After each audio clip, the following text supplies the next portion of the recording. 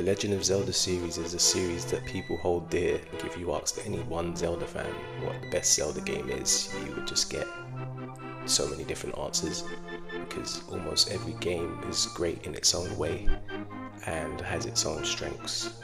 Some games are more puzzle focused, some games are more combat focused, some games are 3D, some games are 2D, some games have side-scrolling elements. The list goes on. Some games have open air traversal. Some games have you traveling across the whole ocean. Zelda that you like, it doesn't really matter as long as you're a fan of games and it's something that you enjoy. That's all that matters. But a big topic of discussion from the Zelda games is that what happened in the story, and is it a continuation from previous titles? Are the games actually connected? And it's been speculated for many years. I think the original idea for Zelda, I believe, was Nintendo was aiming for people to have rumors and speculation with one another. Zelda game on the NES, which I didn't play originally. You had a lot of freedom, and there was a lot of obtuse secrets in that game, as far as I could understand. And the thought process was, I believe, was that people would talk about it when they meet up at work or at school and discuss oh yeah, if you walk down here and you hit this obscure block somewhere, that it would open up a secret to something, and you'd find hidden items and things, and secrets would be exchanged with one another. In America they had Nintendo Power, a magazine that would help people with secrets and guides and stuff, and you had lots of guides and guide hotlines and things also in Europe to help people find little hidden secrets within the game. But I think the overall aim was to make each adventure was your own individual adventure. Some things happened in some people's adventure, and some things happened in other people's adventures on the way to get I believe it was 7 pieces of the Triforce in the original. And my first Zelda game was actually A Link to the Past on the Super Nintendo. That was my first encounter with Zelda, and I remember at the time my old man bought the game for me, and the staff in the shop said it might be a bit advanced for him. I was not even a teenager yet, and it was quite a complex game. You had reading, you had to think about where you're going. The game wasn't clear where to go next. You had the element of freedom. It ended up being one of the most memorable games of my childhood, The Link to the Past. And I just remember my mind being blown away by the moment you get the mirror and you end up in the dark world. It was a huge transition, and it just blew my mind because the game was twice the size as what I originally thought it was. I struggled to even get to the point where you get the Master Sword, so you can imagine, young me, my mind was just blown by that. And then coming into the mid to late 90s, I originally had a PlayStation. I had to trade all my Super Nintendo games and the console itself in order to be able to afford a PlayStation back then. And it was just a new craze and a big thing, and Nintendo was actually late to the party on that one. But luckily I had a few family members, like an uncle and an aunt, that was into gaming, so I managed to get a copy of Ocarina of Time on the Christmas, I believe it was 1998. And it's a Christmas I will never forget. Me and my other cousin, we both got Ocarina of Time that year, and what an amazing experience, just going through and delving through that game. Ocarina of Time is special to most people, and it's the game what introduced them to Zelda for a whole generation, and it went down as one of the greatest games of all time. And I think what contributes a lot to that is the fact that it was one of the first 3D open world style games. So this was new territory for the gaming industry. A lot of games were transitioning from 2D to 3D, and Ocarina of Time, you know, Nintendo took the approach where they executed it almost flawlessly for the time.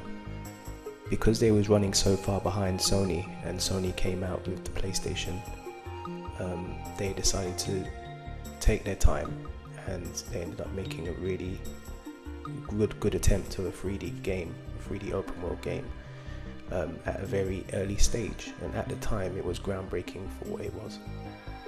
They realized that Sony got out the PlayStation way before them. They was in partnership to build a Nintendo PlayStation together, but they decided to back out of the deal, and partnered with Philips of all people. But yeah, anyway, without going too deep into that, Nintendo realized that they were too far behind, so they decided to take their time, you know, try and make the best game that they possibly could, and, you know, get this 3D right, you know. And I think they really knocked it out of the park with Mario 64 and Zelda Ocarina of Time. Yeah. But today we're discussing the story of Ocarina of Time because, you know, there's a big like, a lot of people are undecided on what actually happened. I've had many years to ruminate on what happened in my mind, and how the game played out, and what, you know, where Link ended up, and how we got to this point where we've got a freeway timeline split and everything. So today I'm going to try and discuss like the free timeway split of what happened in the original Ocarina of Time. So the Ocarina of Time starts off with Link, and he's in the Kikuri forest with all his like friends and everything. But he's special. He's the well, he's not exactly special. He's kind of like an outcast, because he is the only kid that doesn't have his own fairy, and he doesn't quite understand why at the time. I'm filling in the blanks here because obviously Link is mute. But anyway, he wanders around, and the Great Deku Tree seems to, you know, be fond of Link, and everyone knows he's kind of special because he is actually growing, and all the other Kikuri kids, they do not grow. They stay children forever. These kids that protect the forest, the sacred forest, where the Great Deku Tree resides. So in the beginning, the Great Deku Tree warns Link that there is a great evil coming, and that he must go on a journey, and that he is in fact High Lillian, I believe. So that he must, this is like the tale retold by someone that's going off their recollection, by the way, so if it's not totally correct, my apologies. But yeah, so he heads off on a journey, and he heads on to Hyrule Castle to meet Princess Zelda, who he has to warn that there's a problem, something's happening, and Zelda is actually onto the same sort of issue. Actually, she realizes that there's a really evil man in the kingdom at this point in time, from the land of the Garuda, and that is the man named Ganondorf, who is after the Triforce. Whether he's after the Triforce of Power or whether he's after the whole Triforce is unclear at this point in time. But, you know, Link has to go on a journey. Princess Zelda sets him on to get the free things. So he goes off anyway, and he's got to do like 3 dungeons basically and get the free, I forgot what they're called. But anyway, so he goes off and he collects those 3 things, and it opens up the door of time in the church, which houses the Master Sword in this version. In the Link to the Past, the Master Sword is housed in the forest, the Kikuri forest, but as this is your starting point in Ocarina of Time, it's actually inside the Temple of Time in this version, and in this timeline, I should say. So you get the 3 medallion things, and then you go to the Temple of Time. Princess Zelda says you got to get the Master Sword so that you can, vanquish the evil one and put him away, XYZ. So anyway, you go to the Temple of Time and you pull the sword. And the moment you pull the sword, you are transported to a new timeline. So originally, as a kid, I always believed that you was transported 7 years into the future, but it turns out that you're in a whole different timeline. Or this is what I came to believe because of, you know, rumination videos and videos of people like speculating on what actually happened in the story of Ocarina of Time. But yeah, as a child I thought, okay, so I've gone 7 years into the future and the whole world is wrecked. It's basically similar to the Dark World in A Link to the Past, except, you know, we've gone ahead in time and Ganondorf has had had a 7 year head start on this world and just has obliterated everything, made himself king, took over the castle's floating, you know, the land is just dark all the time. Hyrule Town is just covered in this like darkness at all times, no matter what you do, and everything just looks really bleak. And you're grown, so you look stronger, you know, you look bigger, and I just thought this is really cool. Like, Link's grown, and I loved adult Link. I was actually disappointed in Majora's Mask when you had to be child Link the whole time. I thought, oh man, that's just like a step back. I want to be adult Link. But anyway, I'm straying from the point. You had to now seek the power of the sages and get all the medallions now, so that you would have the strength to go and defeat Ganon, because apparently the Master Sword isn't enough. So, which makes sense though, because by this point Ganon has part of the Triforce. Whether Ganon got hold of the whole Triforce within that time is unknown, but you know, there have been times where Ganon has basically obtained several pieces of the Triforce, but the explanation was that he would hold the Triforce of power, and the moment he tried to grab wisdom and courage, it would just cause a huge unbalance and it would just break apart, because he's just not pure of heart. Because he's evil, he'll only ever be able to obtain like maybe a piece or two of the Triforce, maybe 2/3 maximum. But to have the whole like Triforce, I don't think Ganon's ever actually achieved that, as far as I know. Anyway, you're in the future, and Ganon has a part of the Triforce. He has like the power, and the land is just corrupted everywhere. Princess Zelda is nowhere to be seen. You have no idea where she is. Her servant or her side person, Impa, her royal guard, she's nowhere to be seen also. You just don't know what's happening here, and you're just trying to sort of understand what is going on in this world and how can you rectify it. You can go back into the Child Link timeline by going into the Temple of Time and returning the sword. So if you return the Master Sword, you can go back to the past timeline. But the way that the game was interpreted later on was that like these aren't just like moving around in time, these are parallel sort of worlds, is the sort of conclusion that I came to eventually many years later after playing the games. So you go around and you're collecting like all these medallions from the sages, and they're giving you their power to help you in the battle to deal with Ganon. Along the way you meet some great fairies also that give you some magical abilities. You pick up different items from each dungeon to help you along your way, to help you defeat bosses in each dungeon. The Hyrule Field was a bit plain. I don't really need to get into that, but it was mind-blowing at the time, the fact that you had the freedom to go sort of wherever you wanted. There wasn't very many places to go, but I remember doing a lot of fishing and going to Lake Hylilia and swimming around, getting a horse. The Gerudo Desert was quite memorable also. I remember being quite nervous trying to get through that whole desert, trying to figure out my way through. It was very memorable. It was a very long game actually to complete for a young me.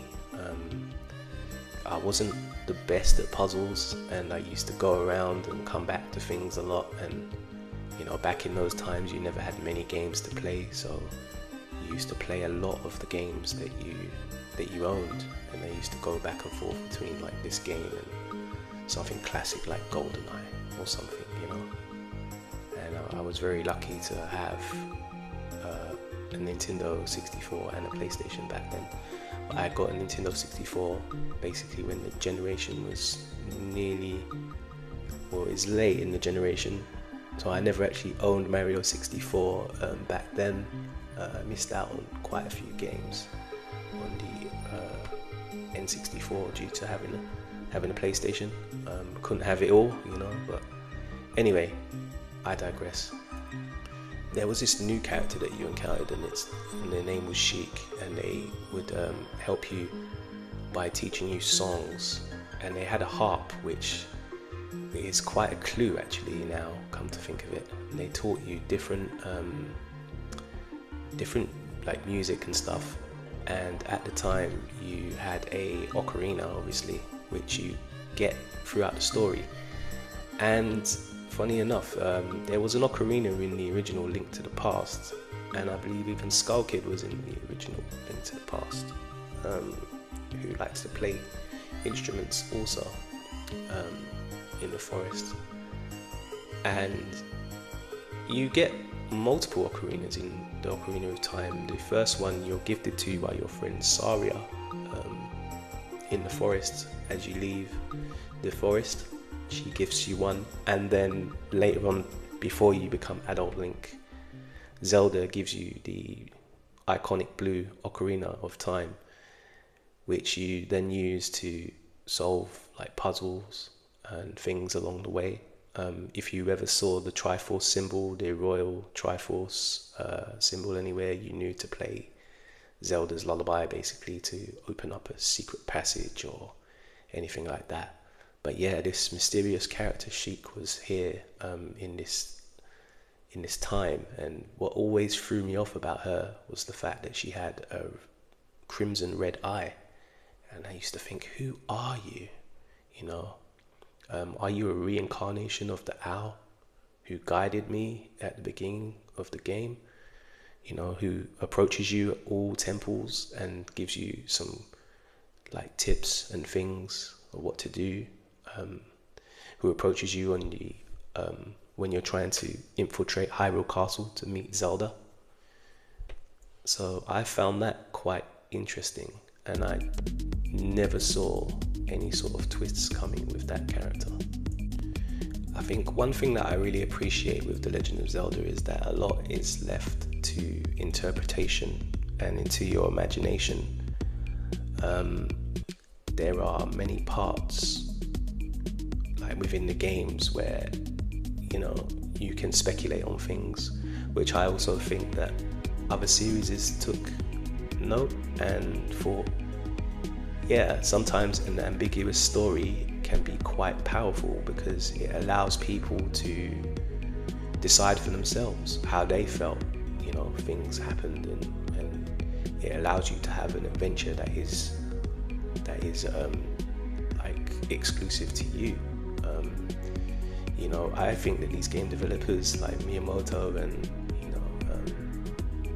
Eiji Nomura and stuff, I think they realized that the most powerful thing is our own imagination, and the fact that we can interpret things in different ways, and we all think differently, so we'll all take something different. And even though it's a very special series to many people, it's all special to us in our own kind of ways. I'm hoping that they do something to celebrate the 40th anniversary sometime this year. I'm sure that they will acknowledge it at some point, but I digress once again. So anyway, Link gathers all the medallions, as I once said before, and deals with Ganon, saves the princess, and he can't actually kill Ganon. Maybe Ganon is just far too strong, I'm not sure, but yeah, anyway, he gets sealed away in like some sort of time capsule or some sort of void realm where he's just in an eternal void, and he says he's coming back for your descendants one day. And in many years time, the cycle will continue and Ganon will be unleashed on the world, and a hero will have to come, and likely wearing green, because that's what the legend used to be quite a lot. But in the future, we never realized, but he would be in blue down the line. That's the Legend of Zelda Ocarina of Time story. But the main thing is the timeline split. So you see the point where Link draws the sword and he moves to a different timeline. Well, it's believed that he left the original timeline. Well, it's believed amongst me and quite a few others on YouTube, I believe, because I saw a video years ago of someone discussing this, but it's believed that the first time Link drew the Master Sword, he left the original timeline for good, and Ganon was just able to run rampant in that timeline with basically no one to stop him.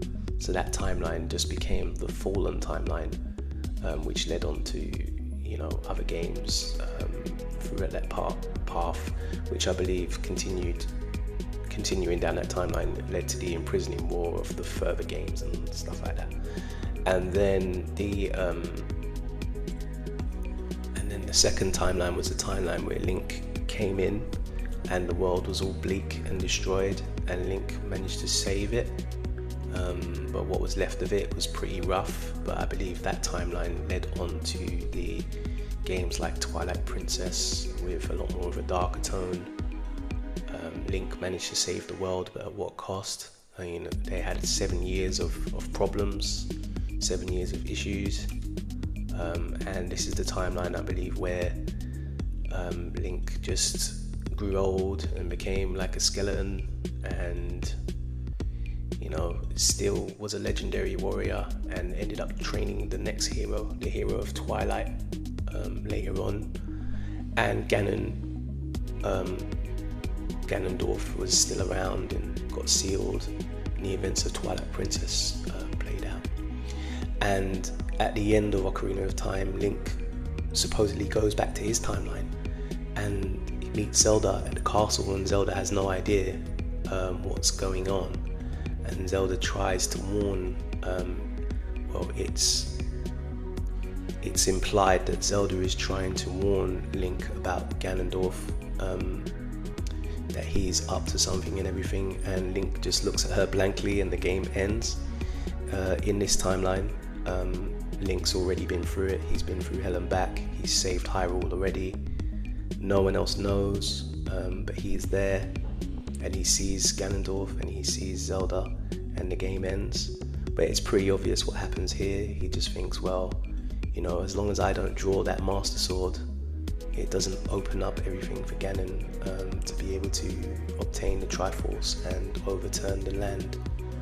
So knowing this in hindsight, Link just decides to obviously not engage with Zelda, and he decides to basically get on his horse, get on the Puna, and leave the land and go off into the forest and move on, because it's more trouble than it's worth, and he doesn't want to be the hero.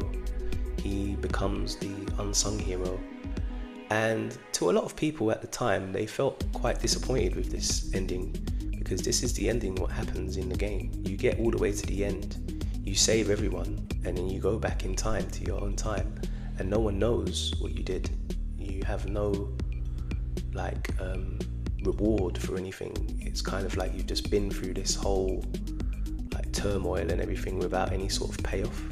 I remember quite a few of my friends just being like, well, that was pointless. We did all of this and there's no acknowledgement. You don't change anything in the land or anything. You just go back to being peaceful, which they felt was a bit of a shame.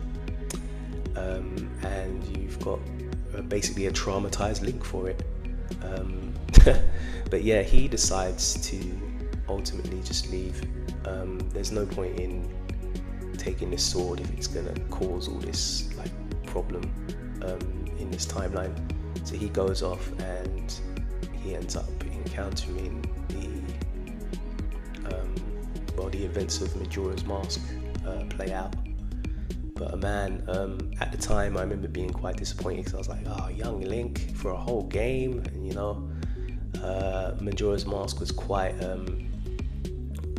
puzzle heavy, I felt, and the fact that he was on a time, like on the clock all the time, trying to sort out the moon from not landing on the land and destroying everything, just felt quite pressurizing at the time. I did play it, but I never actually owned Majora's Mask on the 64, but I had it for the 3DS down the line. Back then at the time, you needed an expansion for the N64 in order to play certain games like Perfect Dark, Majora's Mask, because it took more memory. It was quite a sophisticated game, but there was a way that you could upgrade your 64 by taking off the clip in the middle and putting in the extra drive thing, which I forgot what it was called. But yeah, so it was a bit of a rigmarole to basically sort that out and, you know, get the game up and running. I had friends that lent me the game. Oh, you don't have the Nintendo, you know, expansion thing. I was like, no. So when I put it in, it didn't even work. I had to give it back to them, and you know, it was just a bit of a headache to basically get this game to, you know, actually play this game at the time. And there was many games happening, like coming out at the time. So I just ended up not really appreciating Majora's Mask until many years later, and it's the superior version, but better than the DS version. I actually had it on the GameCube, come to think of it, but yeah, I'm rambling now.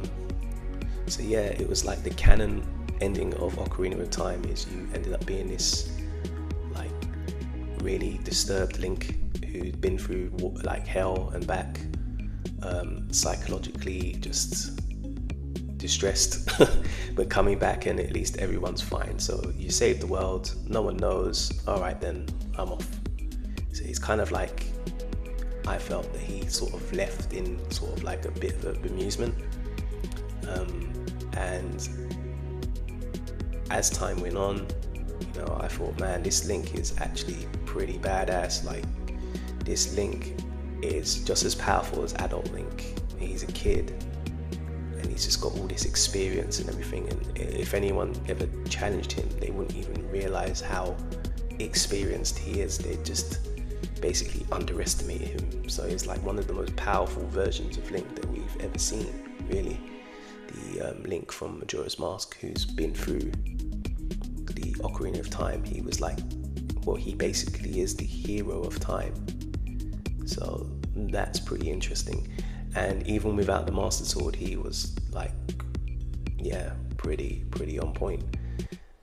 So to summarize, the events of Ocarina of Time split into 3 different timelines, because every time that the hero of time went to the Temple of Time, he went into a parallel timeline, which also left destruction in its wake. So this is my interpretation of the story, and I think that this is the best explanation of the story. Some people have different versions of the story, but this is the one that resonates with me the most. This is how I like to remember the Ocarina of Time, a very special game to me. And I'm hoping that the remake builds upon this, basically, like makes it really cool like this, and you know, I hope it doesn't ruin anything. I'm actually a bit nervous, but I'm actually looking forward to it too. But I feel that it can't be a one-to-one remake. I think that it needs to definitely expand on gameplay elements throughout the story, and definitely try to leave some ambiguity in its wake so that people can interpret the story in a myriad of ways. I think sometimes less is more, and sometimes if you over-explain and you overcompensate for a story, it really makes things boring. I think if you kind of delve too deep into something, then it loses that mysteriousness and that ambiguity, and that is a very powerful thing. You know, it's kind of like you know, hearing a story from someone and they speak about it so vividly, but then, you know, you don't know all the circumstances of the event. So like, you could just be talking to like an old guy down at the pub or something, and he'd be like, oh man, I saw this monster and it was terrible, and you know, it fought me down an alley and all this stuff, and it, you know, you come to find it's a dog and he was drunk off his ass. You know, like, these things just add like certain elements to the story and make things interesting. And I think that's something that old game devs definitely appreciated and wanted to work with. And it's a bit of a missing art form these days. I think that there's a lot to be appreciated from visual storytelling, appreciated from foreshadowing. Everyone says that Nintendo just keep repeating the same story over and over, but there's a reason why. Like, this series is over 40 years old now and still going strong. And it's not all down to story. I mean, Zelda isn't really something that we go for in story. It's mainly the gameplay and everything. It always tries to innovate over the years. But the story is something that I do also appreciate.